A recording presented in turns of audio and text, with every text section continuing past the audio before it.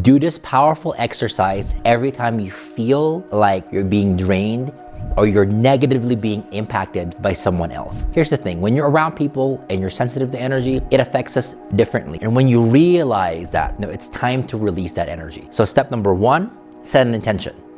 I'm now releasing all toxic and fear-based energy that I've absorbed throughout the day. Step number 2 is what I call cutting cords.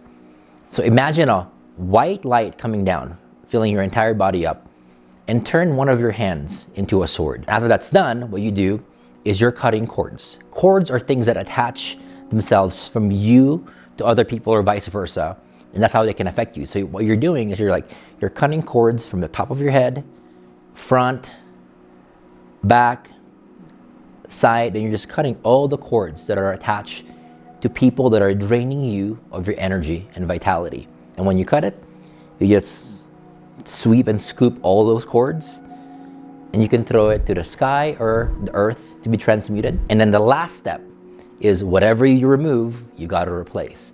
So once that's all removed, imagine purple or gold or pink light coming down and just filling you up, rejuvenating you, and watch your entire energy change. And when your energy changes, your life changes.